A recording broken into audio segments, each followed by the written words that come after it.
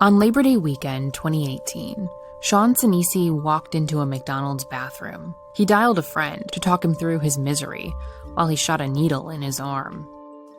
That evening, Sean died, and his death became the first connected to the sexual abuse of Jerry Sandusky.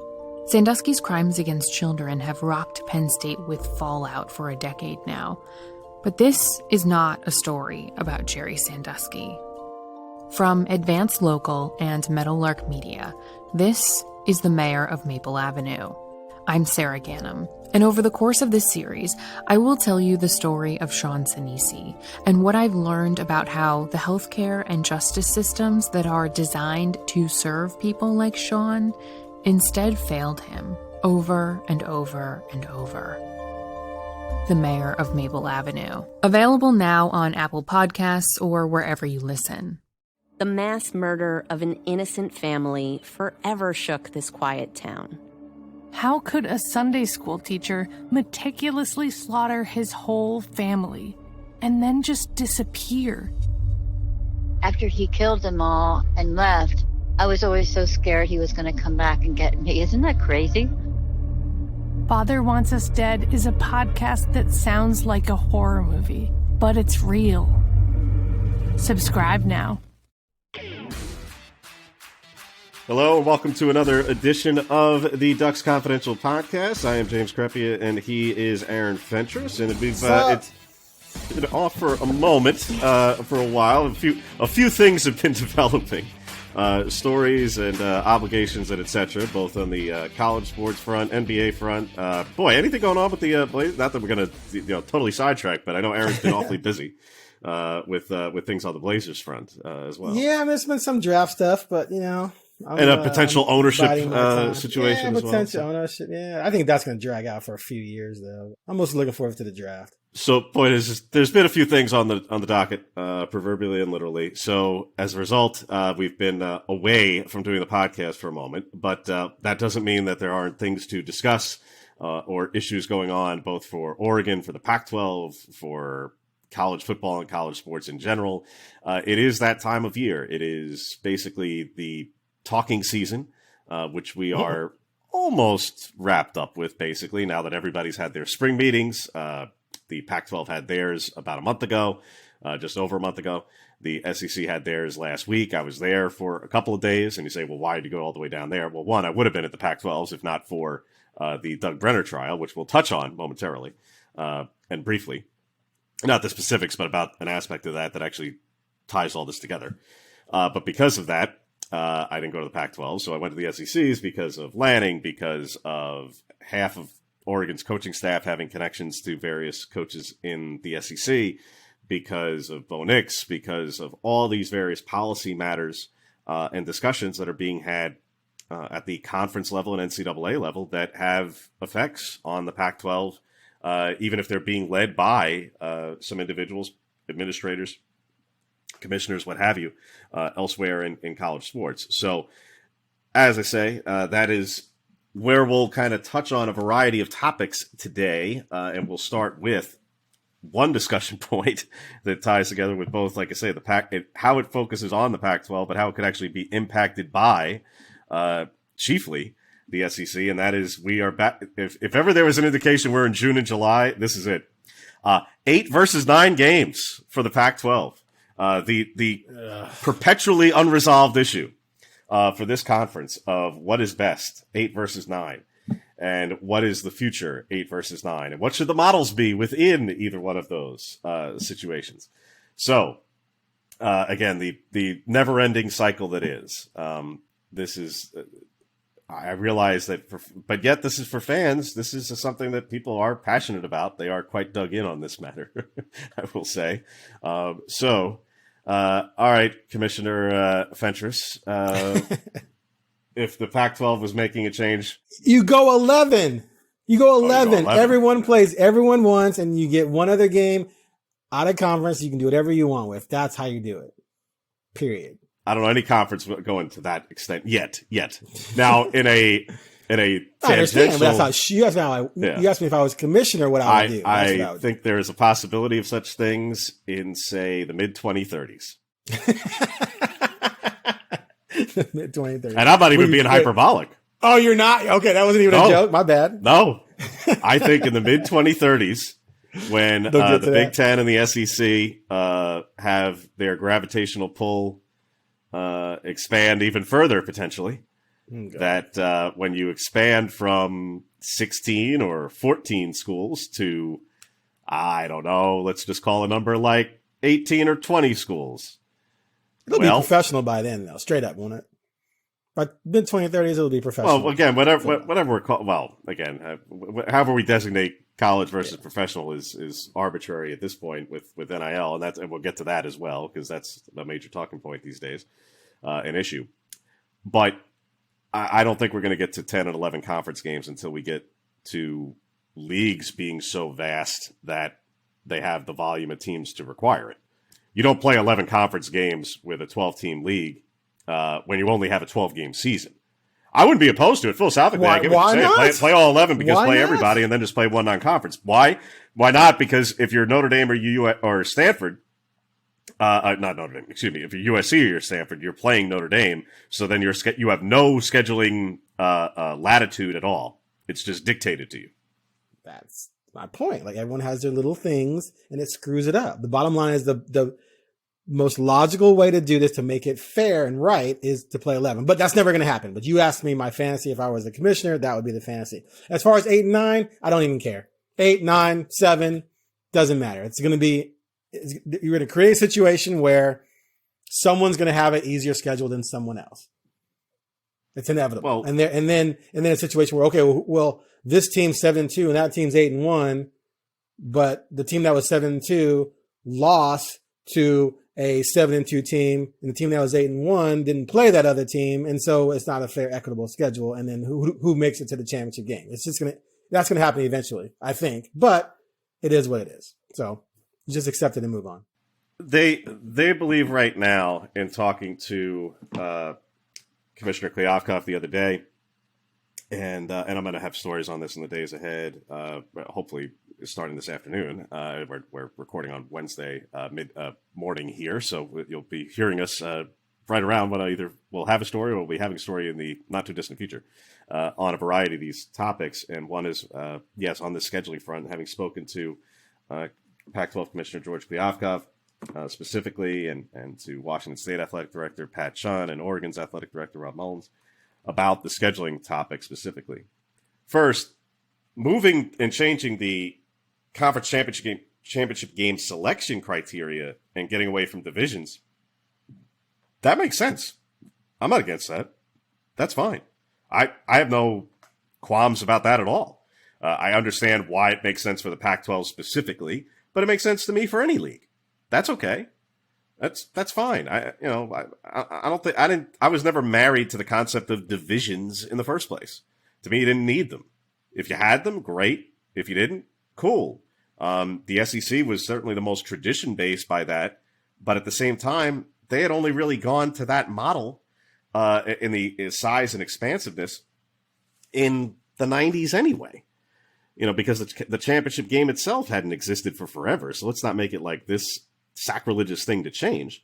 So if you go with a one-division system, regardless of number of games, and you just take the top two teams by standing, well, then fine. That's okay. What the conference's position is, at least for the remainder of the current playoff cycle, obviously the 2022 schedules are all set. That's not changing. So they're still going to be division-based, even though they're not picking division winners. But for 23, 24, and 25, the remaining years of the current playoff format, the current 4-team format, the conference's position is it would still best serve the conference to play 8 conference games, even though they have a 9-game schedule that has already been, by cycle, the opponents are set, not necessarily the exact sequence and dates and everything, but they know who they're going to play when for the next several years. They are still examining whether to change that as soon as next season, 2023, and for 23, 4, and 5, with no commitment as to whether or not that will stay that way in 26 going forward, because they don't know the playoff format. Now, it becomes a circular argument because you go, all right, well then the SEC is talking about when they add Texas and Oklahoma going to a 9-game schedule, So after all these years of all this belly aching and griping from the Pac-12 in particular, led by the Pac-12, the flag bearer of grievances that the SEC and ACC are just, they've gaming the system by only playing 8 conference games. They're making it so easy on themselves. Right. Boy, LSU and Alabama, they weren't actually the best teams those years, and Clemson really wasn't that good. It was just because they didn't have to play that additional league game. That would have been the thing that tripped them up. Joe Burrow, he wasn't really that good. Bryce Young, he wasn't really that good. And everybody at Clemson, when they won their championships, no, that defense wasn't that dominant. No, it would have been the 9th conference game that would have tripped them up. Now you have that league saying, oh, well, not only are we going to add Texas and Oklahoma, when we do it, we're going to go to probably, they haven't definitively said it, but they're probably headed to a 9-game schedule. And that's going to start in 25 because that's when Texas and Oklahoma join. And then the Pac-12 is talking about potentially being down at 8 games. That is that is irony and hypocrisy at its finest. Is that hypocrisy? Is that what they call that? But I understand their position that in the short term, going down to 8 might best serve them. However, let me ask you this though, real quick. So if they go to 8, what are they going to do with that extra game? Are they going to try and schedule a Power 5? That's where I'm going. Right. So what do you do? As opposed to scheduling Portland State? Right. So that's the point is, all right. So now that's what I'm getting at. So, all right. Okay. So if you want to go to 8, say you do. Okay, cool. Snap your fingers. Tomorrow, the Pac-12 announces 23 through 25. We're got an 8-game schedule. Okay. Regardless of what your format within, we'll get to that in a second. We got an 8-game schedule. Okay. Who are you filling the schedule with when we're talking about games that are in quite literally, in some cases, 15 months? I mean, how are you, right. What are you doing? So very quickly, by what is publicly available, jotting down some of what is available out there. In 24 and 25, this actually could be, and they want to try and, obviously, as you might suspect, they want to try and fill these with their quote-unquote alliance partners in the Big Ten and ACC. Now, in 24 and 25, they could largely do this, especially in 25.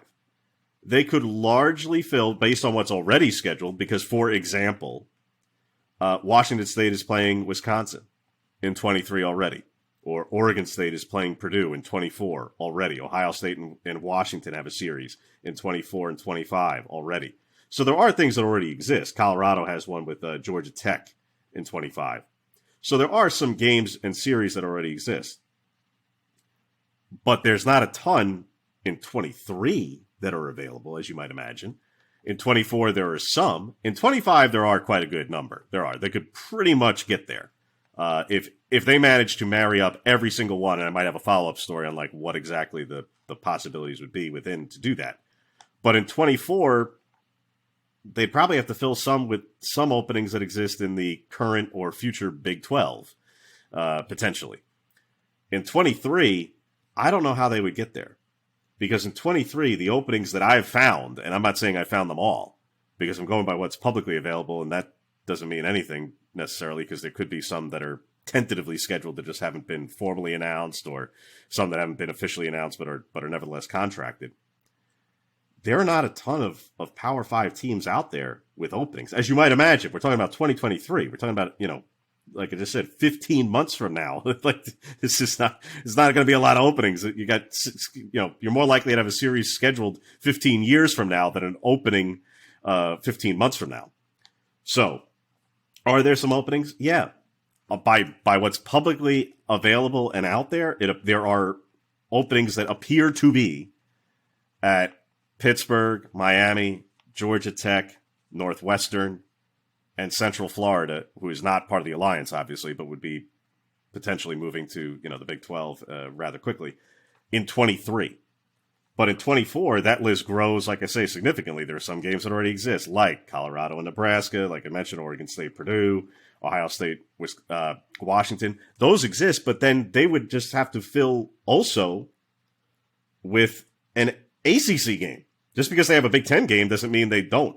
What Kliavkoff wants to get to, he reiterated this to me on Monday, was they want to get to a place where they are playing 8 conference games, 2 alliance games, and 2 purely discretionary, you do what you do, whether that's to group of five, a group of five, and an FCS. That's up to each school.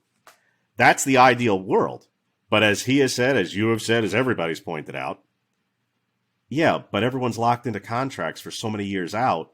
Ludicrous as that might be, no one's just collectively throwing out a decade's worth of contracts in order to wedge back in some meetings with Big Ten and ACC teams.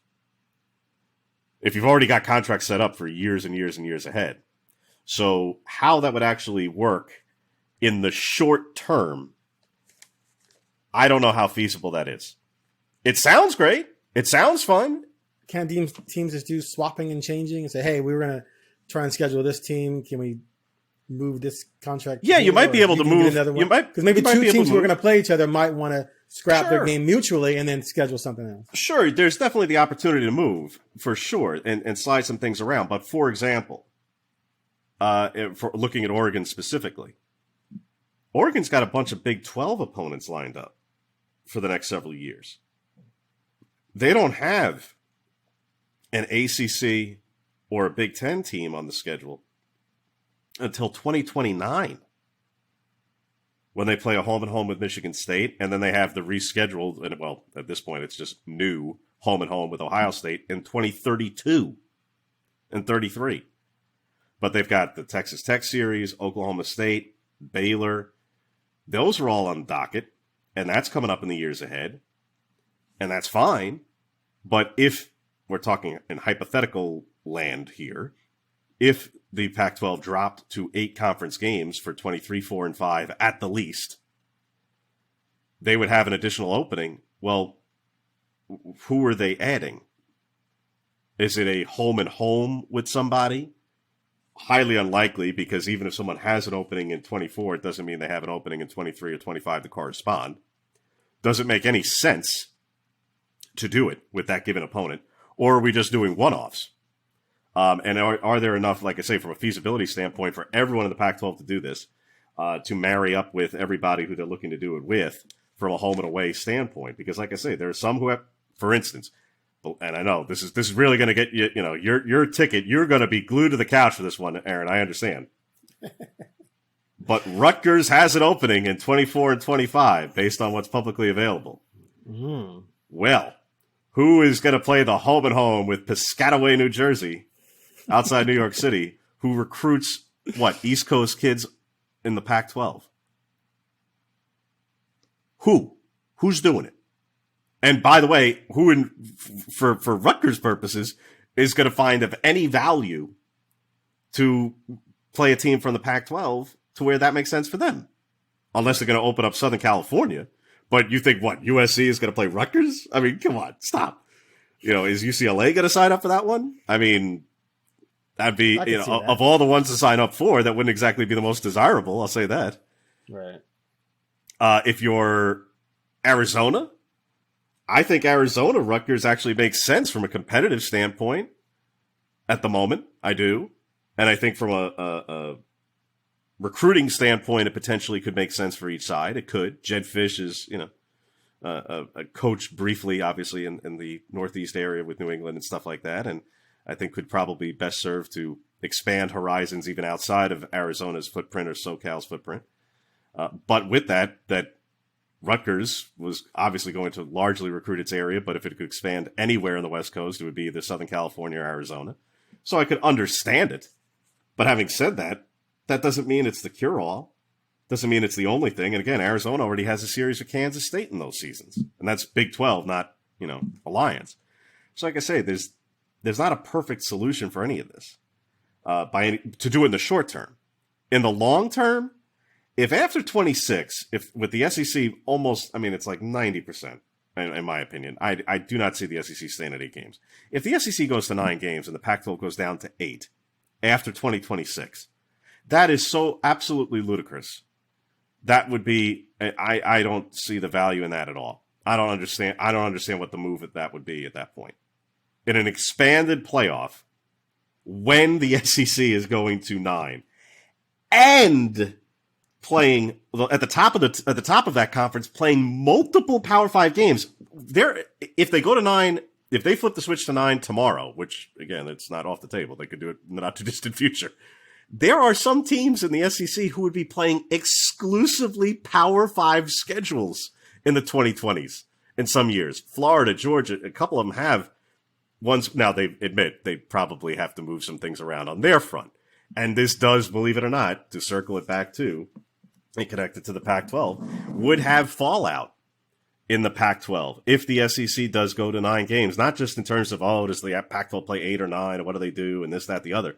No, it would have legitimate fallout in that it could lead to movement of some Pac-12 series with SEC teams, because the SEC teams are probably not going to play a 12-game Power 5 schedule if they move to 9 games.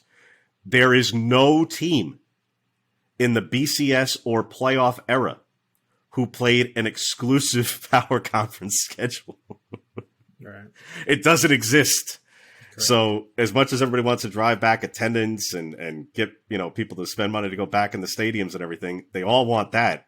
But everyone admits, not to cut off your nose to spite your face. You still have to actually win football games and an exclusive Power 5 schedule. While philosophically it sounds great, I'd like it, you'd like it, fans would like it. You have to get everybody to play by those rules, and ain't nobody signing up for that. Right now, not right now. If we could, if we change the playoff format to where that's rewarded correctly, well, then maybe we do. Maybe we do have the Fentress model of an 11-game, I won't go quite as hyperbolic, 11-game Pac-12, but 12-game Power Conference schedule. I'd like it. I wouldn't mind it. It should at least be 11. I'll give everyone one, patsy. If it means the game, increased disillusion of the FCS games, I'm all for it. Again, I've long said those games serve no competitive or economic, no competitive purpose. They serve only a purpose to subsidize FCS football. Well, there's value in having that game where you're going to win. It's a live opponent, and you can, 1, play a lot of people, 2, work on some things. And that's why preseason games in the NFL help a team get better. So I'm all for that one time. But that year that Oregon played Bowling Green, Portland State, and again, they were supposed to play A&M, and they got things. No, I know. I'm not blaming. I'll never. Oregon has always been pretty aggressive, in trying to schedule people. And there's the stories of the past how people refuse to come to Autzen after Oregon upset Michigan and stuff like that. So I'll never disparage Oregon. The 18 year was a very bizarre year because of the cancellation. Yeah. Right. No, I know. I'm not blaming anyone. I'm just saying when you have that type of schedule, it's so you don't want to see that kind of thing. But I'll give people one. If you want to have one team you're going to beat by 30 or 40, that's fine for me. It's just multiple isn't good. And if you're saying to yourself, okay, we want our upper echelon teams who have a legit shot to make noise nationally to be able to schedule a team that a win is going to matter, a win over them is going to matter, then yeah, I'm kind of all for that, because in theory, you're kind of hoping that, okay, let's say SC or Oregon, in some years, they're going to be not playing a weak Pac-12 team that doesn't help them and scheduling an Ohio State, a Georgia, et cetera, et cetera. Now, there's going to be some years when they're not going to play another power in the conference, but if those two teams who didn't play in their regular season schedule are all that and end up 1 and 2, then they're going to play. And you have added the Power 5 opponent that bolsters your schedule. So that makes sense in the end. I mean, ideally, like I said, the true conference title or chairman, to me, you're going to play everybody. But I think if you're looking at it from a playoff standpoint, as long as you're filling that schedule, that extra game, that opening with a legit opponent, then I'm all for it. Because one thing that's always driven me nuts about college football is the matchups we don't get to see because of things like scheduling easy games or what have you. So I'm down with that as long as it ends up in good matchups. Philosophically, I'd love if everybody only played, if the FCS games went away. And I'm not anti-FCS football. You don't misunderstand me. No, I know exactly what you're saying. It's just to me, you want competitive games. I want competitive games. I actually view it through a health and safety lens. I don't view putting one team on the field with 85 players at the FBS level and another team on the field with 63 players at the FCS level as in any way, forget about on a level playing field. Forget about entertaining. Level playing field for the 63 on the FCS sideline. I actually, and I have. Can they only suit 63? By scholarship count. Oh, okay. Yeah, they suit more than that, yeah. Well, but again, right, but then there's still roster but, limits by way of no. by what you can actually trot on the field anyway. Because no, I understand. but again, if the FBS team is 120, but they can't actually play all 120 in the game. Right, but usually, when they play Oregon, you get blown out, and then now backups are coming in. So then those players are going against younger kids who are probably more talented, but they're younger, not quite. I've never felt like. Maybe I'm wrong, but I've never felt like Portland State walked away from those games completely beaten up. Yeah, but you're looking only at the one or two with a Portland State or a Eastern Washington or maybe a Montana. Eastern Washington almost State. Beat up Oregon in 1 year. and again, for every Oregon fan listening who wants to then obviously make the obvious connection to Washington, well, the FCS games. Look, Washington got embarrassed last year and lost to Montana. Yeah, I understand, but we're cherry picking the good FCS teams particularly from those out here in the West. How about the bad ones? Oh yeah. Well, if we're tackling the issue, I'm talking about the ones where, there are FCS teams that get mauled, and I don't just mean on the scoreboard. I mean literally get physically mauled. Yeah. By FBS teams, and I don't even mean by the juggernauts, who just get downright obliterated on the field. Those are the kinds of games that I see as serving absolutely no purpose. Other than the fact they're getting some money out of it. Right, but to the players, what are the FCS players getting out of it? Yeah. They're getting a physical beating. Yeah. No, I don't they are getting abused, quite literally, in that context. Those are the games that I see that are serving absolutely no point at all. But that aside, if it means less of those sorts of things, I'm all for it. If it means more FBS level and Power 5 level games, all for it. Having said that, I don't see how the Pac-12 could actually drop to 8 after an expanded playoff field gets established, especially with the SEC more likely than not going to 9 games. That to me, now, what about this though? But the SEC is adding Texas and Oklahoma, yeah. Right. So that's 2 major programs from the Big 12. So them going to 9 almost seems like it has to happen. And so to a point, the Pac-12 isn't adding teams, but if they're going to go to 8 and then schedule out of conference tough teams for because at the end of the day, we care most about the contenders, right?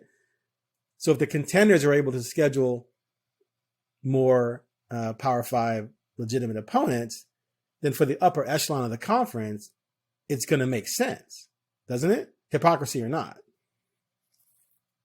Like, what do you think this all means for Oregon? How's Oregon going to operate within these new rules? I think they're going to go out and be like, we're going to try and definitely. Oh, they've already, like you said, they've been scheduling aggressive already. The thing is if you operate under the assumption that they're staying at 9 and that doesn't change, they're booked out through 26, right? And have 3 games in 28 with 2 in 27 and 29, with the presumption that in 27 and 29 that an FCS opponent, which we went through for 5 minutes how much I loathe, right? That those would be the likely additions in 27 and 29 because they already have a road trips to Baylor and Michigan State respectively and home games with Utah State in both of those years. So the FCS game would be the game that could get added. It'll be a home game, and it's just a matter of if it's FCS or Group of 5. But be that as it may, or Alliance or something if they manage to pull that rabbit out of their hat. But if they stay at 9, and this would be after an expanded playoff, mind you, then maybe once and for all, they actually do scrap the FCS because with an expanded playoff format, once they know it, maybe they do look to add a more aggressive non-conference game with an alliance partner in particular because, hey, now we know it's an expanded playoff, exactly how many teams. Is it 8? Is it 12? What are the criteria? How is strength of schedule valued any differently than it is valued now? Because, again, I point out, what is the SEC doing? And it's not just a matter of saying, why are you so focused on them? Because they win, folks. That's why. Because they win. Because they win championships. Because they have the most crystal balls. That's why. That's it. Because when they're two national championship winning head coaches get in a food fight, it is national news. That's why. Because they are the center of the college football universe, whether you like it or not. And the only way to change it is to beat them at their own game. And Oregon and USC are the only two teams in this conference right now positioned to even attempt to do that on any kind of short-term or long-term basis as of today. That could change. Maybe somebody else jumps in the fray every once in a while. But at the moment, Oregon is one of those places and USC is one of those places that can and will attempt to do that. So, when they are moving to that kind of model, potentially to 9 games, and they are scheduling as aggressively as they are in what is likely going to be a expanded playoff format. Again, look, I'm not making it up. Go ahead and take a look at what Georgia's schedules look like post-2026. Go look at what Alabama's schedules look like post-2026. Now, again, there's some series like they have a Texas or Oklahoma on there where, well, obviously they're joining the SEC, so it's a moot point. Sure. But, for example, in 2031, and I realize we're a million years out, sure, but 2030, 2031, and this is based on an 8-game SEC schedule, but if they drop to 9, they'd probably boot the FCS teams.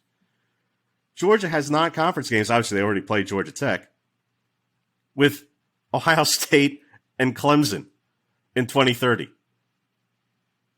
So don't talk to me about strength of scheduling and gaming the system. You see, the whole conversation to me, this is why I've always said the whole conversation in the Pac-12 about how do you do just the bare minimum to say that you had just a bare minimum qualification schedule to say you were legitimate enough to make the playoff. And then so you could show up and get your doors blown off.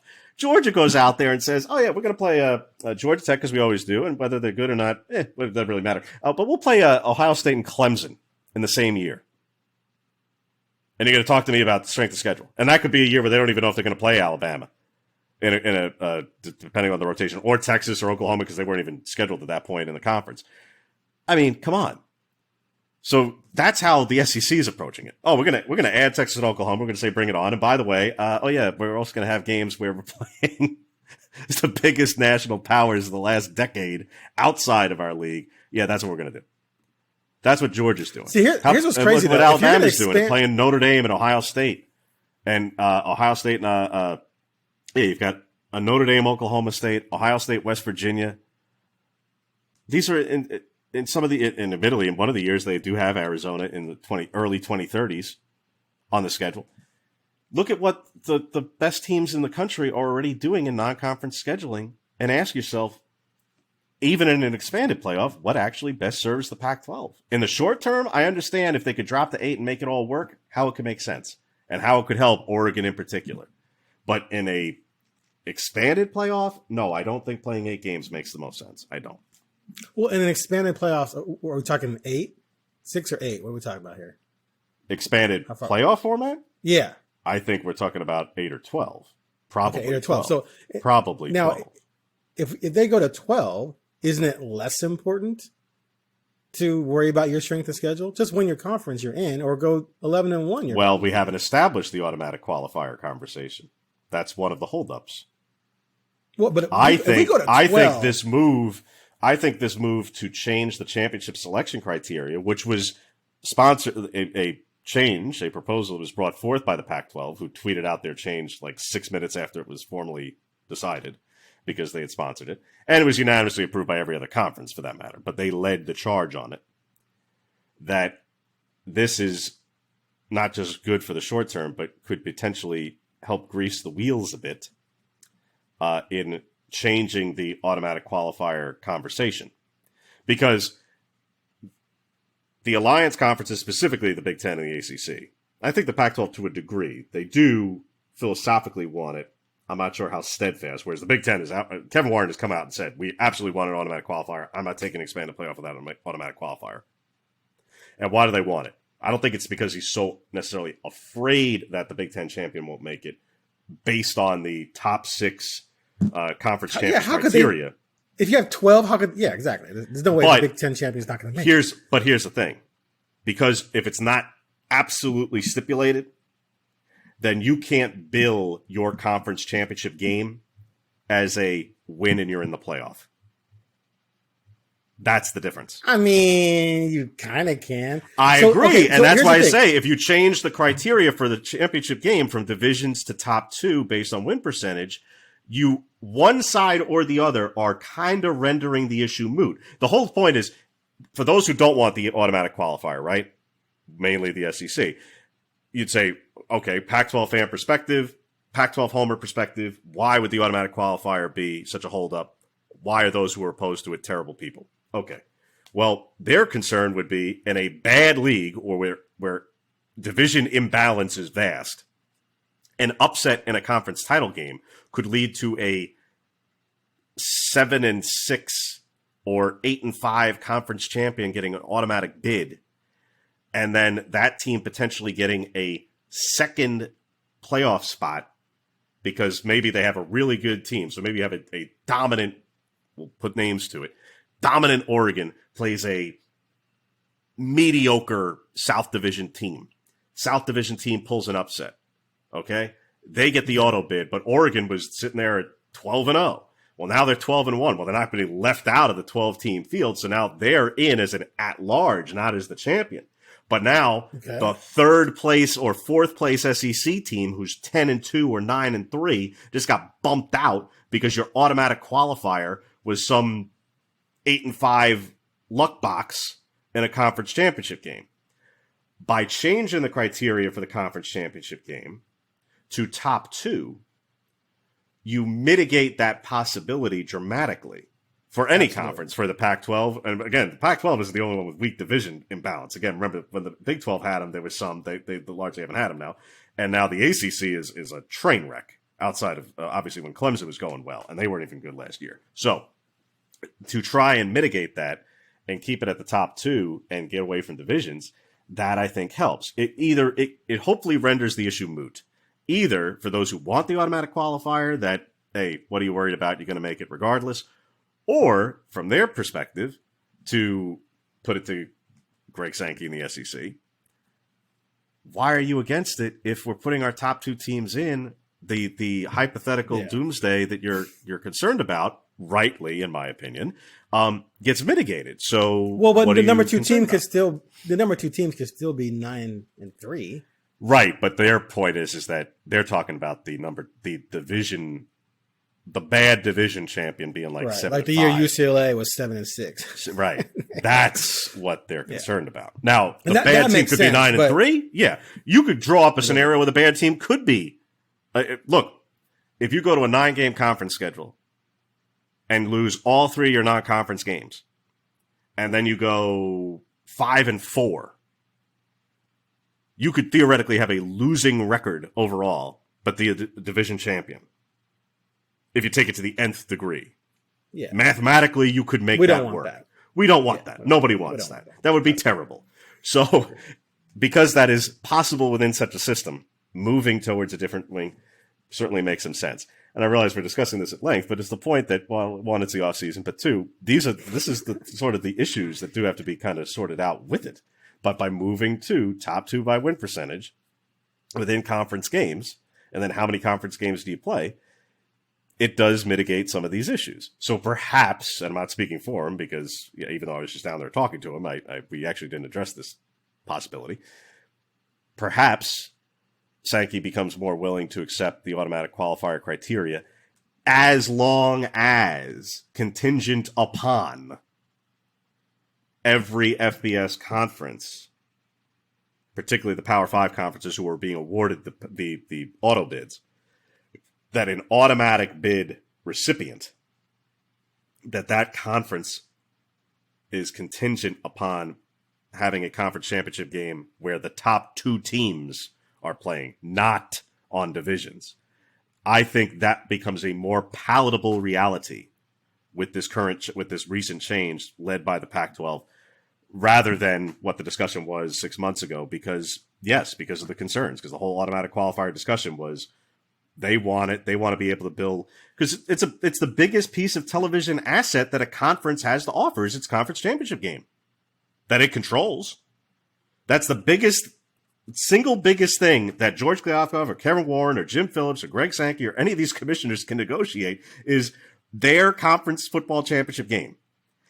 If they can't guarantee to Fox or ESPN or NBC or whoever, Apple, whoever, Amazon, whoever's coming into the game in the years ahead, that is absolutely a de facto playoff game, win and you're in, implied or not implied, it has to be codified. If it's not, then it's not the same value. It does change it. So I do get where each side comes from it. I do think it'll hopefully grease the wheels a little bit for playoff expansion and what that looks like, and et cetera, et cetera. But for Oregon's purposes, to potentially make a change for 23, 4, and 5, I'm not saying anything's impossible. We all saw everything was possible in 2020. But man, I just don't know how you go about adding these. I don't know. I remember when I was 8 years old, I think, and I learned that the NCAA football championship was voted on. Mm-hmm. And I was 8, and I was beside myself because I was a huge NFL fan starting. We're still way ahead of those days. 4 or 5. And I was just like, what? People are voting on it? That's the dumbest thing ever. So I literally have been clamoring for an expanded playoffs, like they're talking about, for like 46 years. It's just hilarious to me that 46 years after this 8-year-old was just horrified while I was eating my Fruit Loops, is that they're maybe now going to get to it in a few more years. It's one of the reasons why I just look at college football and roll my eyes. There's so many great potential games we've lost out on over the years. Mm-hmm. You know, Washington, Miami, Oregon, Miami, Nebraska. What was that? Nebraska, Penn State were both undefeated. I mean, so on and so forth. But it's just funny to me. And this, like you are, I'm so glad you are into this. You obviously nail it and own it. And me, I just roll my eyes at it because it's like an 8-year-old knew this was bullshit 46 years ago. And it's still being argued and debated. And it's just, I just roll my eyes at it like, geez, Jiminy Criminy, these morons just can't get out of their own way. And so it's hard for me to even like debate it or because it's all just so dumb to me. 8 games, 9 games, who plays this? Championship, blah, blah, blah. Should Alabama lose to LSU during the regular season? And did they lose to them twice? No, the 1 year they lost them once, but then they rematched, and that was the first time. That was where they changed. Yeah, they rematched and beat them, and then went. Yeah. That you could rematch in a national championship, but it was only a few years separated from the Michigan-Ohio State when they said, "Oh, Michigan had their chance, can't have a rematch in the national championship." Ohio State played Florida, got their doors blown off, and that started in the 06 start of the SEC dominance of power. But then when the SEC at that point had established that dominance of power, Alabama's on the losing end. They said, oh, precedent from Michigan, Ohio State in 06? We don't care about precedent. It's clear that Alabama and LSU are the best 2 teams. We'll let Alabama get another shot. They're so far and away the best 2 teams. And then you had the rematch from the 9-6 regular season. Alabama beat Tyrann Mathieu and LSU in the Superdome, and off and away. One of the worst games ever played. And then, the arguing, starting in October, who should be in and who should. It's just like, how can you argue about this in October? How can you even argue about early November? Like, it's just, it's exhausting because it's also nonsensical, but I'm glad you own it. Good job. Well, you seem to enjoy it. Because you bring back the Wayback Machine. As I mentioned, other than the 2020 Alabama, because they went 12-0 and played a SEC exclusive schedule and then the 2 games in the playoff. So they had the exception because of just the way that the scheduling happened that year. The last team to be a quote-unquote national champion, because again, you just said there was no national championship game. It was the pre-BCS era. To play an exclusive power conference schedule was who? Now, again, pre-BCS, so this is in the early 90s. And they were good? Obviously, yeah, they were the national champions. Wouldn't it be someone like Miami? Close. Florida State? Florida? Yep. Yeah. Florida State? 93 Florida State. Is that Charlie Ward? I believe it might have been, yeah. But I 93 Florida State. Draft, yeah. Okay. 93 Florida State was the last team to play an exclusive power conference schedule at that time. At what we would consider a power conference schedule. Now, there was the later Florida State team came close, but they played a then independent Louisiana Tech a few years later. Well, they played Kansas and Duke. I mean, does that count? By the letter of the law, yes. I don't know. Does Washington State and Arizona and Oregon State count in some years? Kansas was 3. Well, that was a conference. You have to play them. Kansas was 3-8, or Kansas was 5-7. Duke was 3-8. Well, you're right. They were still Power 5. Yeah, and again, a bygone era, but it's just the point that everybody should just play all exclusive. Which again, 42. Your 42-0 lead over advocate Kansas. for that is not just, Aaron and I would like to see it. Again, people never want to believe this, and he never gets enough credit nationally for it. Never does. But he's been consistent with it for over a decade. The lead advocate for the Power 5 playing exclusively the Power 5, forget about FCS, he doesn't want to play the FCS, is Nick Saban. Nick Saban wanted 9 games in the SEC 10 years ago. He wanted a 6-1-2 format back in 2013. He wanted an exclusive Power 5 schedule, again, for 10 plus years. He doesn't want to play these games. He talks about it every single year that he doesn't want to play these games, that fans don't want to see these games, that players don't want to play in these games. Then do a home and home with Oregon. Or I'm sure Oregon's called him, say, let's play home and home. Nah, we got Chattanooga. It's a matter of fitting it into schedules and making it all work. Fitting into my schedule. Well, again, I'm not making excuses. There are times where they canceled one. I want to say it was with Michigan State where it came up. Where it was like, well, you say all these things, but then you cancel a series. So anyway, so the point is that's on the scheduling front. Again, as we've kind of exhaustively tackled every which facet of it. So that's one. See, of the Oregon, Bama. See, that's another thing about college football. When Oregon was rolling with the Blur offense and everything on through, everyone wanted to see an Oregon Bama matchup. I think Bama would have won by a couple of touchdowns, but everyone it was like a marquee matchup people wanted to see. It was almost like Pacquiao Mayweather, and it didn't happen. That should have been scheduled to me. That's I don't know. It's just college football just drives me bananas because it cheats you out of so many different things that should happen. But let me ask you a quick question. I want to ask you this. You covered the SEC. So I've said this numerous times, and back in the day when I said it, I just got so much heat. But Oregon won 4 conference championships in 6 years. And my thing at the time was Oregon wins 0 conference championships if all those same Oregon teams are playing in the SEC. Do you agree? Say that again. I want to make sure I got that clear. So they won 4 out of 6. The Oregon teams that won 4 championships, 4 conference championships in 6 years, and went to 2 national title games. Mm-hmm. That those teams, any one of them, had they played in the SEC at the time, they do not win the conference, and they go 9-3, 8-4. I'd have to look at the exact years to match up because, for example, the 2013 year that Auburn played Florida State for the title, the last BCS championship year, that was a particularly poor year for the SEC as a whole because when you look back now, especially with the benefit of history, and look back at exactly who was on the teams that Auburn beat and basically how in the hell did that Auburn team beat those teams, and I watched it. How in the world did that team beat some of those teams? And then, frankly, how did some of those teams and those rosters even exist in the SEC?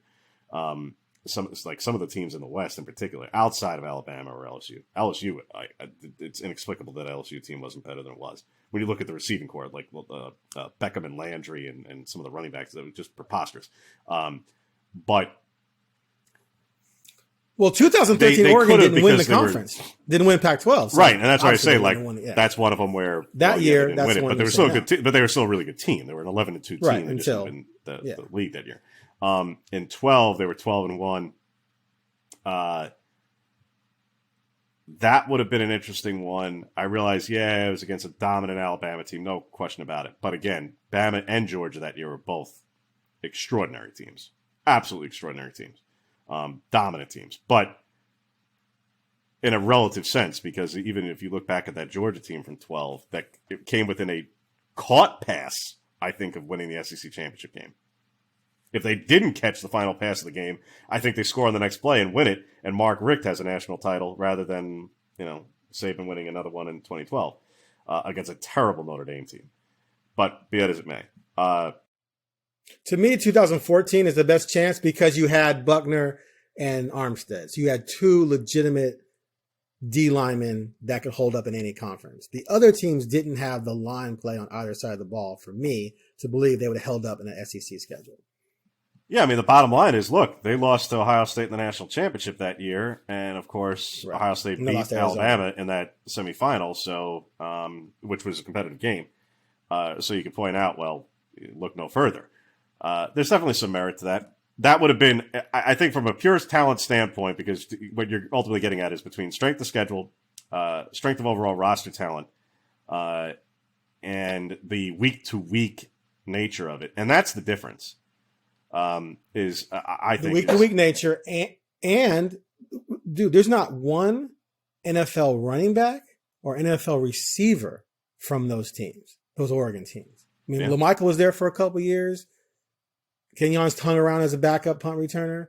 But as the numbers they put them up with dudes who could not play in the NFL. Well, you're not saying that about the SEC guys who put up numbers. You know, a lot of those guys are still in the NFL doing damage, or at least had legit NFL careers. And then the line play, it's just, I mean, I don't know, man. I just don't see how behind those lines, even running that offense, LaMichael James at 195 is holding up in the SEC, or Kenyon Barner at 190 is holding up. The best chance for sure, like I say, would have been in 13 and 14 in particular, since they won Marcus, that year. Because he's such a difference maker, yeah. When Missouri made the back-to-back SEC title games in 13 and 14, and they were good teams, but they were not at the level of their opponents in those games. The normal, yeah. And yeah, theoretically you could say, had they made it through, you can't rule out the possibility that Oregon actually could have gotten through, because again, Missouri went 7-1 and was a top 15 team and played Alabama in that championship game. Another game I was at. And that was 14, good. You said? That was 14 2014, when Bama went on, lost to Ohio State in the semifinal in the Sugar, and then Ohio State beat Oregon in the championship game. But the SEC championship game was Alabama and Mizzou, and Mizzou was a 7-1 Mizzou. So is it possible? Yeah. But in that entire 6-year clip, how many would they have gotten? No, it wouldn't have been a lot. Because they would have been outmanned. In the earlier years, they would have been outmanned on the line. No question about it. Right. And then the other part that shows evidence of that is what Auburn did to them in the national championship. Now, that was a close game, but and that was a totally terrible manhandled Auburn team. By way of talent. That was a terrible Auburn defense specifically. It was a team led by two guys. One who was a prodigy at quarterback, and one who was an all-world freak at defensive tackle. But if you look back at the depth chart of that Auburn defense, outside of Nick Fairley, that's not exactly that might be the worst SEC national championship defense maybe ever. Wow. Like, I'm not kidding. But they held, I think they held Oregon to 90 yards. Oregon to 90 yards rushing, something like that. And they had been averaging 300, somewhere around there. And then they come back and play LSU in Dallas to start the next season. And so LSU and Auburn, obviously two upper echelon programs in that conference. You're not going to play those types of teams every week. But they completely destroyed what Oregon did best. Completely just annihilated what made Oregon Oregon. And that was running the football for 300 yards at an amazing pace and wearing you out. So if you're shutting the running game down and you're relying on Darren Thomas to carry you, he's not a carry you kind of quarterback. He's a front running quarterback who's going to benefit from the run game. Marcus can carry you, and that's why I think 14 had its shot. And plus you had the D linemen with Balducci and Armstead and Buckner, who were legit D linemen who could hang up and do their damage in any conference. But the depth behind them, though, that's the difference. The depth behind them wasn't even remotely close to SEC power level. So anyway, that's just always been my thing, and people get pissed at me when I say it, but I just think it's a given. No, they wouldn't have been. No, the bottom line is they wouldn't have been as dominant there, no question about it. But would they have been able to break through at all? I give them a chance in 14. I definitely give them a chance in 14. I agree. But beyond that, no. In the earlier years, they would have been outmanned at the line of scrimmage, and there's just no. I mean, that's just science. That's just what the measurements say, and there's no way around. No way around that. That's just to the other offseason topic that is quite literally taking up all the oxygen in the room, and we leave a little bit of time for this here because it is the thing that takes up so much. But at the same token, I think it's become the all-encompassing acronym. You know, a year ago we couldn't get anybody to pay attention to NIL. I could not force people to care or understand about NIL. Now here we are 11 months later, and all anybody wants to hear about is NIL, how much players are making from NIL, how much schools are giving out for NIL, why my least favorite conference rival is buying all their players with NIL, and how my least favorite conference opponent by way of coach is cheating the system because their boosters care more about with NIL. A year ago, again, nobody really could wrap their head around it. Now it's the answer to everything. Why aren't you winning enough games? Why are you where you are in the recruiting rankings? Up, good or bad, NIL. Doesn't matter if it's true or not. Just repeat the same three letters, and it's the answer to everything. And it appears to be just what's driving the conversation, everything. Obviously, since we didn't have the SEC-level food fight between Jimbo and Nick, which was amusing, and I was there to hear the follow-up for it all, but I don't really care, to be honest. We could use some of that in the Pac-12, I will say. Could use some of that. I hope at Pac-12 Football Media Day we have a little bit of, that. That'd be fun. That'd be amusing. Hey, I don't care. Let it fly. Good. Who would have beef? Everybody. But there's no... The whole system. You just had Ryan Day go out there and say they need $13 million to field a team at Ohio State. So everybody's going to be paying players. That's fine. I'm not against it. But who would have beef? Everybody. Please let of all people, frankly, let it be Herm Edwards, since he's going to be out the door, I assume, anyway. Let him be the one, and that's where the hypocrisy, like for those who were at Pac-12 spring meetings, they were saying there was a scale of hypocrisy from Ray Anderson when he was going into the AD's meeting saying, about NIL and cheating and this and that. Meanwhile, his program's under investigation for cheating the system in 20, not with NIL, but for not abiding by the COVID protocols and illegal recruiting. But be that as it may, yeah, let somebody like that. Hell, let Chip go out there and start firing off. It would make it interesting. Let it fly. Good. And again, I'm not against it. I didn't have a problem with either side of the Jimbo and Nick thing. As Nick said, I didn't say anybody did anything wrong. No, he just said, they bought their players, but he didn't say I didn't say anybody did anything wrong. He meant they bought them illegally with NIL, is what he meant. Sort of, but he didn't, because he didn't verbalize it, he was able to give himself enough of a, I didn't quite accuse them. But then Jimbo basically came back and said, dude, you've been cheating for years. Right. And that's where it's like what that whole spat boiled down to was Jimbo made accusations that he did not substantiate that were far more faccusations. That were far more significant than what Nick was actually saying. What Nick was saying was they bought their players. Look at how they did it in recruiting.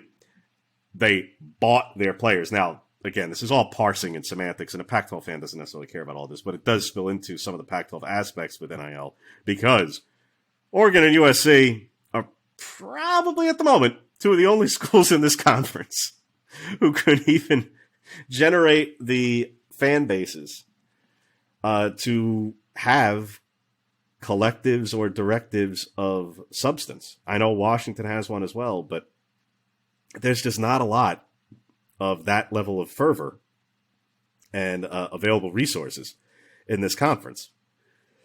So in order to compete in this marketplace going forward, it's not just about the here and now. It's how do you actually try to sustain this? And that's a very interesting and complicated issue. Because merely throwing money at players and doing that, again, we can go back to the 80s and SMU for that. We don't, I'm not clutching my pearls about it. Oh, wait, you mean to tell me that players are getting paid? No, you're kidding. What? No. Yeah. I mean, come on, stop. So players are getting, now it's above board, fine. And now could still deals be taking place even outside that purview, even though it is legal, so there's no reason for it not to necessarily be reported? Sure. But ultimately, whether it's transparent or not, or this or that, or whatever. Put that aside. Ultimately, players getting paid.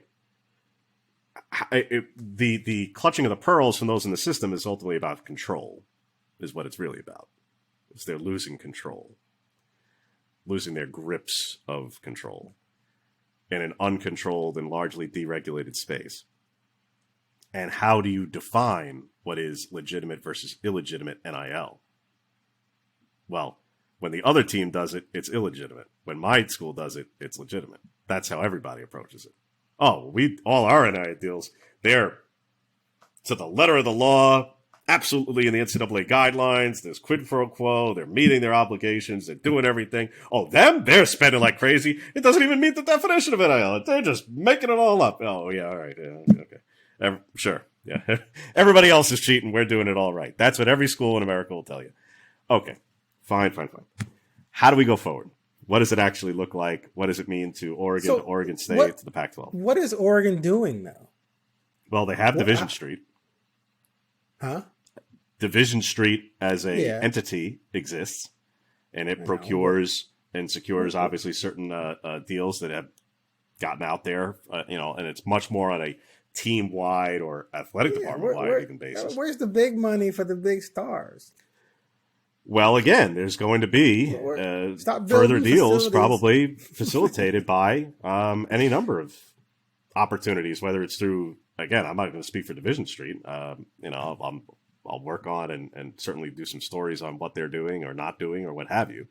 But a lot of these collectives so far, collectives or directives, they're not, a lot of it is a little bit murky, in part because it's still a new space, and in part because, not for nothing, why is it everybody's business? What? How much people get? Yeah. Of course it's everyone's business. Because of the tabloid nature of it, or because they actually deserve to know? Because if I'm a they don't fan deserve of a to team, know. If I'm a fan of a team and I'm paying to watch that team, I should know what's going on with the players on that team and how they're being compensated. Damn straight. Do you know what Tom Brady is making from Hurts? I can find out, but I don't really? care. I know what he's. You can make you can find out what Tom Brady is making from Hurts. That's the information isn't out there. I don't know. Is it not out there? No. You can't find out what these guys are making from their endorsement. You can find out what we know what they're making. You cover the Blazers. Blazers. How much does Dame make from Hulu? We know what they're making from their. I'm talking player contracts. Right. I'm saying in that college football, the equivalent of differentiating that is the NIL. So but if a guy transfers from Pitt to USC, I think people are going to want to know how much that kid's making. They're going to want to know, and my argument is that he has no obligation to tell anybody, including USC, including the NCAA, including Pittsburgh, and including anybody. He doesn't have an obligation, but I'm saying that, to me, obviously everyone's going to want to know because it's going to impact. I mean, all of this is going to adversely impact, I think, college football greatly. And I think if you try and say, we're going to keep it all secret, I think that's only going to make it worse. My thing is that from the player's perspective, for all these coaches, administrators, conference commissioners, presidents who are clutching their pearls and freaking out and calling for regulation of some kind. And I'm not saying Congress should or shouldn't do an antitrust. That's for them to decide. If you really want to delve into antitrust law and what should and shouldn't and what's uniquely an American thing and every which other thing, you can call up a lawyer and have your discussion. Okay, please. Tom Brady's reportedly getting $4.2 million from Hurts. According to that was quick. But Bloomberg. according to and from Bloomberg. Okay. I'm not doubting the veracity of the claim. My point is not Joel Bloomberg from down the street. No. I understand, but I'm saying that but the point is that a lot of these deals, but Dame does a deal with Hulu. Some of these endorsement contracts do get out mainly because agents want that. Yeah. Sometimes agents want it out, but overwhelmed. I was just on the phone with an attorney yesterday who's in this space, and he thought, and again, I'll have a story on this with the NIL topic. These deals are riddled with non-disclosures. Now, again, if an agent wants to bring it forth, or if a player wants to bring it forth and say, "This is what I got," that's great. In the public sphere, I'm not against it being in the public sphere. What I'm saying is that the mandate that it be in the public sphere in the guise of transparency for the system, that to me is absurd. Now, if you want to say, well, then you equate it to the player contract topic, right? But then they're employees. Now you've collectively bargained. Now there's a union, and now we're off to the races. And now we're in a whole other ecosystem. And I'm not saying that's a bad thing, but we're talking about two different worlds in that sense. So the NIL deal, whether it's in the traditional as it was meant definition sense, or the expanded, we're calling it NIL, but it's an inducement either implicitly or explicitly. The explicit is what's against the rules. Implicit, now this is where you're really getting into the parsing. This is where I say it's a little bit of a farce. The guidelines. We just recently had the NCAA pass these enacted things where University of Oregon President Michael Schill is on the Division I Board of Directors and Board of Governors about this. And he has concerns about it. Arbitrary enforcement, etc. But, okay, but it explicitly said you cannot use this as a recruiting inducement. Okay. Let's say even if you managed to get everybody to abide by that, and it was completely enforceable, but let's just say that it was. Okay, let's live in a world where you're able to actually enforce that, get 100% compliance and transparency in that, where we all acknowledge that is absolutely the total opposite of reality. Are there unicorns in this world? Yes, and rainbows. Okay, and rainbow. Okay. And yeah, all sorts of things. Okay, let's just say that reality exists somewhere in Earth 2 in the metaverse. Okay, that world exists. Okay. All right, I'm there. I'm there with you. I'm there. What does I'm on the unicorn? Yeah, I was going to say, Aaron's got an NFT going right now. I'm on the what unicorn. in the world does it make a difference if it's explicit or implicit? If, like Ryan Day just said, he needs $13 million for Ohio State's roster to be subsidized for the upcoming next year. What in the world does it make a difference if it's known that on average, a player at school ABC is making $150,000, $200,000. What the hell does it matter if that conversation happens before a document is signed or after a document is signed? If the coach can say by the letter of the rule, I can't connect you to anybody, I can't facilitate a deal as of now, that'll change. But I can't do those things. But what I can tell you is our past players got X. And if X is a large enough sum of money, then what does it make a difference if that conversation goes on directly with a member of a collective or directive, or if it's just known that if you go there, you get it anyway? What does it really matter from a practical sense? Like, what are we talking about here? Oh, well, the rule says you can't do this. All right, fine. I'll still abide by your rules, but it's known that an Ohio State player is making $180,000 anyway. Well, what do I need the guy to tell me I'm making $180,000 if I go to Ohio State? It's the same end result. What does it make a difference? There's no change. So the point is that's where I go, like, that's a farce. That's a waste of time argument. And that's a regulatory hill to die on that makes no sense. It's impractical, illogical, and it doesn't have any true end result change. I hear you on that, but back to what I was saying about people knowing. If I'm a fan of a team and we're losing players to another team, but we're gaining some other players from another team, I'm going to want to know, well, what the hell's going on here? Why they go? Why they leave? Why they have 1,200 yards rushing and now they're going to leave to go play for Oklahoma? Mm-hmm. And then we just got a receiver from Michigan State. Why is he coming to I love the campus and no bullshit. Who paid what to whom? Right. If I'm a fan, I want to know what the hell's going on. And guess what? Aaron, on a long enough timeline, we may learn some of these deals because the agent space will expand and they're going to want to grow their client list and they're going to want to get more credibility and they're going to want some of their deals to get out there. And the schools, when the deals are really good, are going to want their deals to be known. And when the schools have really bad deals, they're going to want that to be private. Again, we do everything right. Everybody else is cheating. Our deals are the best until they're not the best, and then we don't want you to know they're the worst. That's the way it'll go. That's open and free markets. I'm all for it. I'm just saying from the player's perspective, I don't think they should have an obligation to disclose any of these things. But if they choose to disclose it or their agent chooses to disclose it, that's fine. In a long enough timeline, that may happen. But in terms of sustainability of all of this and where this could go without Congress stepping in and providing an antitrust exemption for college sports, which is a bit of a wing and a prayer effort at the moment, you start to see, like, where could this go? And I was asking folks at SEC spring meetings about this, including Texas A&M's athletic director, Ross Bjork, since their collective is generating a lot of interest these days. And I asked Rob Mullins about this, and I asked commissioners about this, and et cetera. And an NIL attorney about this. If it doesn't happen, then are we, what does it look like in 4 and 5 years? Do some of these collectives, which a year ago literally didn't exist, and the term didn't exist as we know it. The foreseeability of it for some people was like, couldn't ever foresee it. And I'm like, I was having a conversation with Oregon's compliance director about the very possibility last August. So don't tell me it wasn't foreseeable. But okay. It happened. Could these groups, as they grow in size, scale, and resource, basically become third-party endowments?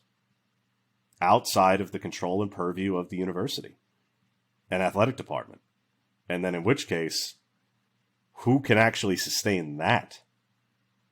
What schools, what fan bases can sustain that? And the number of schools in the country who can actually make that work at the dollar figures we're talking about, when we're talking about 5 years out, 10 years out, what does it start to look like as a college football roster of 85 players starts to get compensated increasingly closer to NFL-like market value? There might be 10 schools who could achieve the kind of numbers we're talking. And I'm not talking 13 million, by the way. 13 million is I'm talking 13 million is the interest on the actual number. The actual number.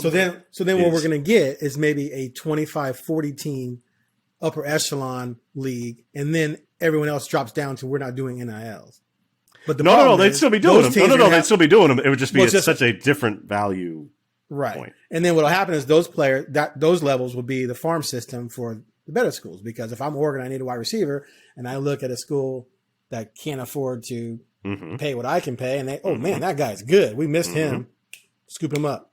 Boom. So now you get back to my earlier comments from very early in the podcast when I referenced the 2030s. And I wasn't being facetious. Because how does the Pac-12, as a conference, the Conference of Champions, that's their name, quotes, folks. He's doing air quotes, folks. But that's their identity.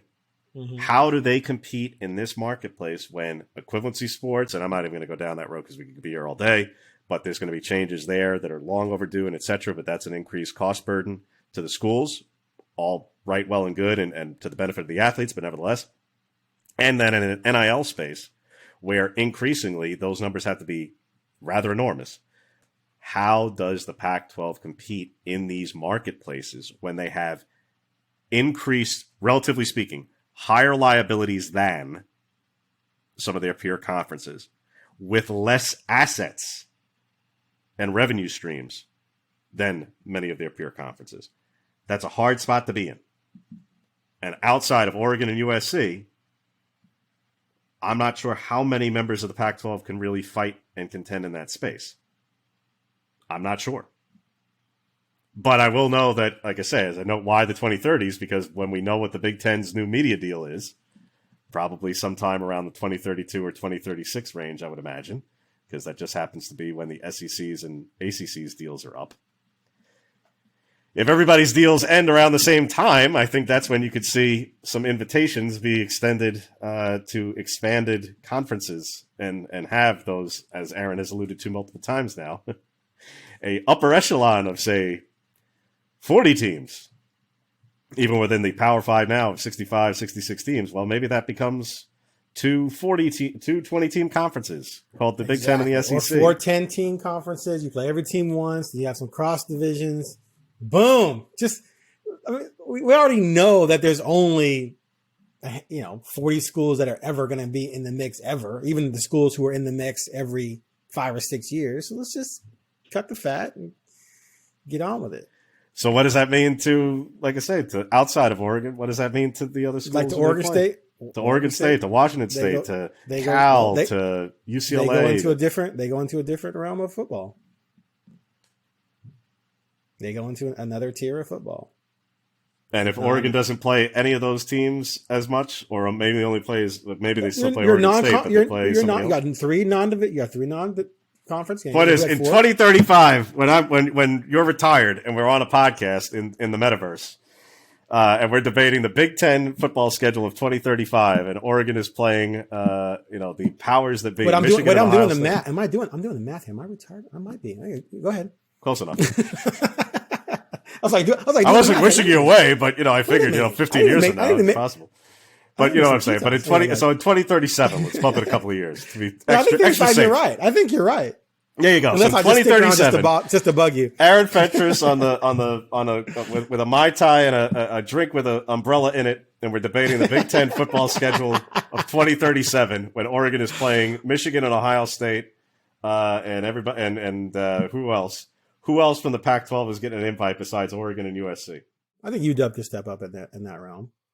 And I think if UCLA's their fan base and the boosters want to, I think UCLA should have enough people with deep enough pockets to make it viable. After that, I don't know.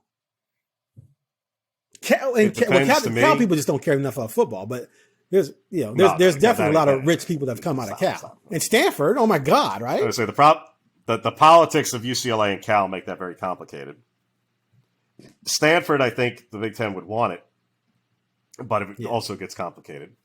I think UCLA, because of the politics of Cal, could be in a really tough bind, but UCLA and Arizona could be at a fight to the death to be that last one. And if you go to 36, Notre Dame is tied with the ACC, but they're going to be locked in and behind for a while. And if TV numbers start getting totally bananas, if I'm Kevin Warren, I am trying to position my conference best for when the day arrives to offer whoever the successor to Jack Swarbrick is in 2030 something to come on over and play in the Midwest and become a de facto member. Because if I'm trying to form a 20-team league, I'll take 5 from the West: Oregon, Washington, Stanford, USC, and then either UCLA or Arizona, and I don't really care if I'm Kevin Warren. Either way, whatever. And then if I can't get Notre Dame, then I take the other one from UCLA and Arizona. And if I can get Notre Dame, then there you have it. Then the loser is the loser. But I try to get to a 20-team league. Then I play, 10 conference games and protect, however many rivalries and rotate my way through, etc. And play a non-conference game. So here's the ultimate. Play a 10 or 11 game league schedule. Play one game against the SEC and let the Big Ten and the SEC run. Here's the ultimate solution to all of this. All right, I'm gonna solve it all right now. Well, we know you as the commissioner would be the solution to all of it. Really. One, you drop the 3-year requirement with the NFL because this is all about making money. So you let players be one and done, and you let NFL teams expand their rosters to where they can basically have they have 10 practice squad guys anyway. Expand it to 20. It's grown. It's closer to, I think it's 16 now. I remember it was only like 8 or something. They expanded it due to COVID and they kept it. Yeah. That's 16 or 18. Yeah. So you have places, okay, this kid's not ready, but we're going to draft him. We're going to give him some money and we're going to develop him. And then we'll call him up when he's ready, or we'll figure out what we're going to do with him. And you can develop him yourself within your own system. Maybe there ends up being a true minor league football thing, although I don't like that because there's too much risk of injury. Like, am I going to send my second round pick to get some seasoning in a minor league football game? No, I'm probably not going to do that. I want to control his development where I am. And so that way, we're not messing around making these kids stay in college for 3 years, chasing money. They're either one and done or maybe even 0 and done. And then college football can go back to being what it should be about. You can still have some, to me, you just increase the scholarship amount. Make the scholarships bigger. That was always my thing, not the NIL thing. Make the scholarships bigger. So the kid is not, so maybe like for Oregon, go back in time, someone like a Keenan Lowe, who never ever had a chance to make it in the NFL, but he's an Oregon guy who's going to be there 4 years. He played his ass off.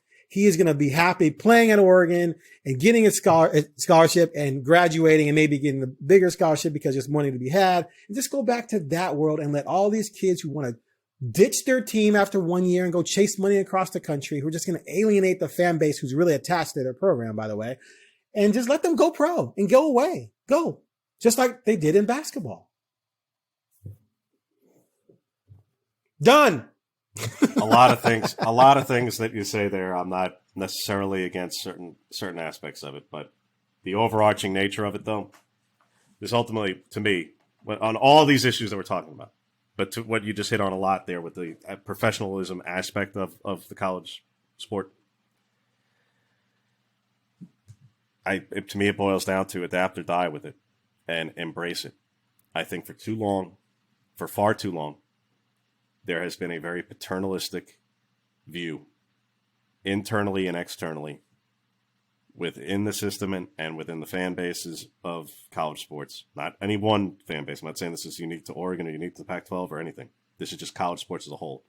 A very paternalistic view because, again, How do we refer to them as? Student athletes. As a system. I never use the student term. athletes? If I do, I usually literally bite my tongue. No, I hate that term too. I always say players or college athletes.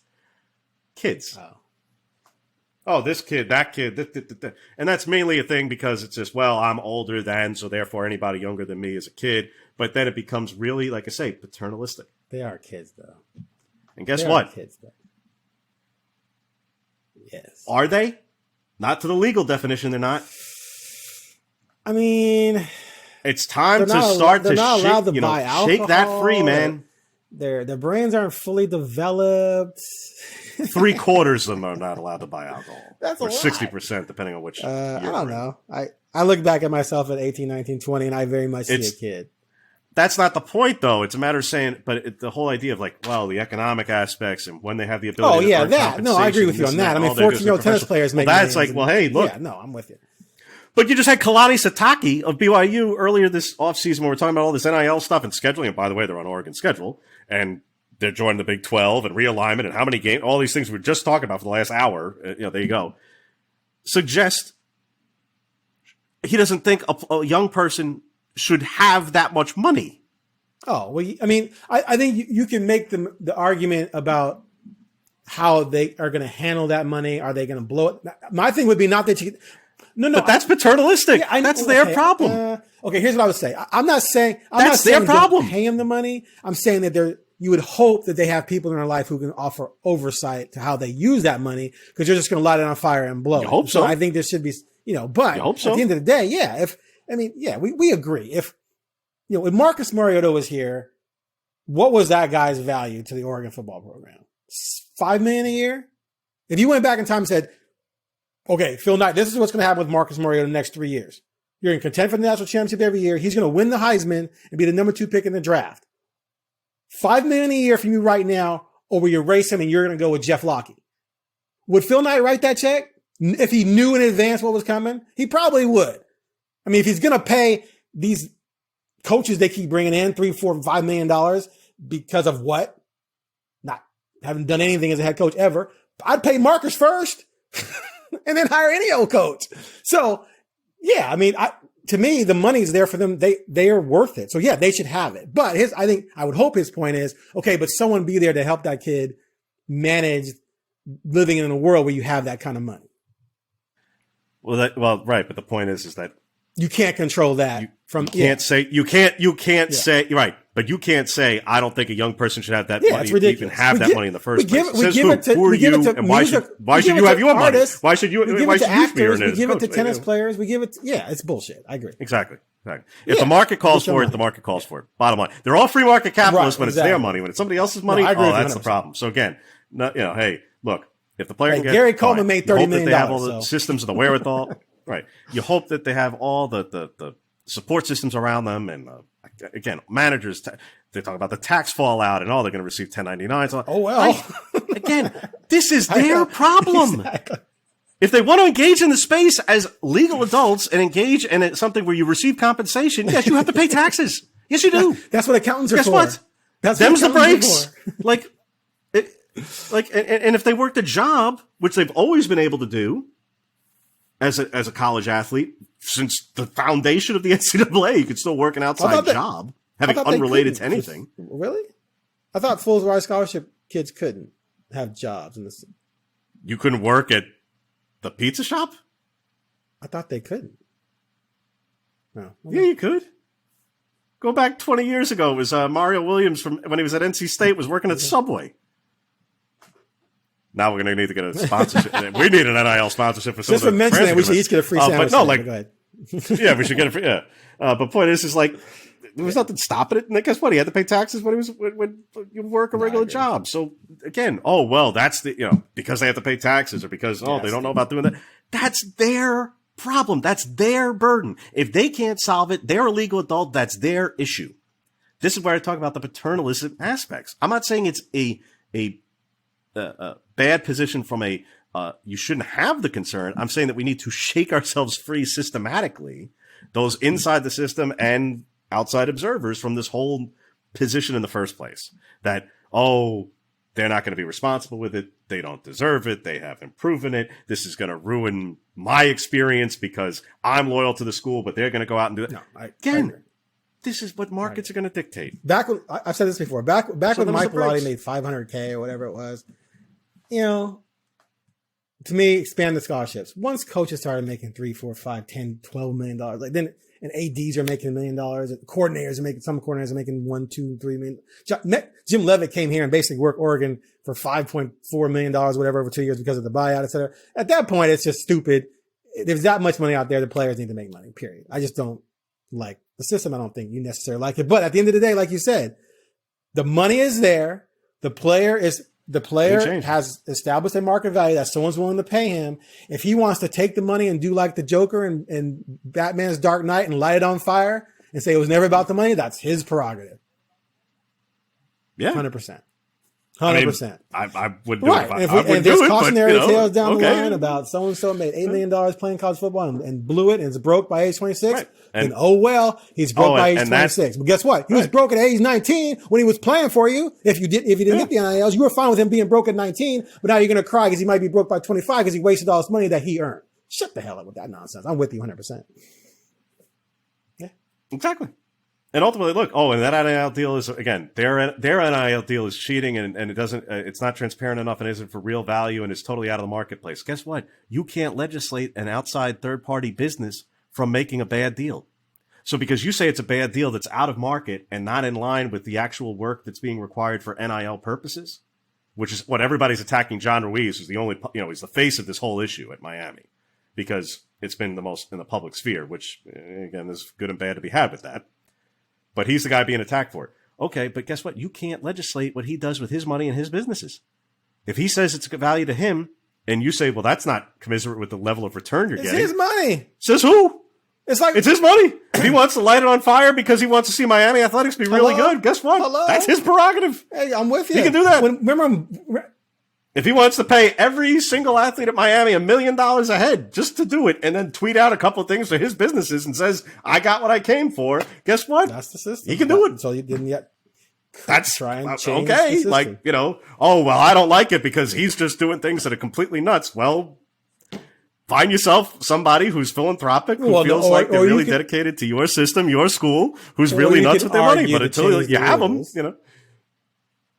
You could argue to have different rules to help mitigate some of that. Well, there could be. Well, I mean, I guess it would be kind of hilarious to say this because even if you set a NIL cap, well, when there wasn't NILs, people were circumventing that anyway, right? So it's not going to matter. Exactly. So, okay, we signed someone to $500K, but we're going to give them 100. We're giving 800K more under the table to their grandma. Anyway, it's all jacked up. Exactly. We'll see where it goes. So here we are. We thought on this Wednesday in early June that we wouldn't have anything to talk about. And managed to have probably the longest podcast of our year. Together, we could talk about anything forever. We've managed to, so here we are, mid-talking season and everything else. We on a policy-heavy podcast, we managed to cover all our bases. So with that, we will bid you folks adieu. We appreciate everybody for listening, as always. We will see you folks in the hopefully not too distant future, but we will probably be taking a little bit of a reprieve here for a portion of the summer. Again, I mentioned Pac-12 Football Media Day. That'll be in later July. Some of the other conferences will be the week before and what have you. So there'll still be plenty to come on Oregon Live for sure and in the Oregonian. So always check that out. Again, I'm going to have stuff today, tomorrow, next week. Again, it's never going to stop. But in terms of, outside of something truly seismic from a personnel standpoint or whatever, a lot of this stuff is still going to be kind of in the weeds on policy and stuff, but it does matter to Oregon State, to the Pac-12, you name it. So, and keep an eye out there. If you don't already subscribe to the podcast, make sure to do so wherever you get your podcast. That way you get it right in your feed and make it easy for listening purposes. And you make sure to give us a 5-star like, review, et cetera, and subscribe so that way it makes things easier for us to get in front of more people as well. So, with that, we bid you folks adieu here, hopefully for the not-too-distant future. We'll see you again soon. I'm James Crepea, and he is Aaron Fentress, and enjoy your summer, everybody.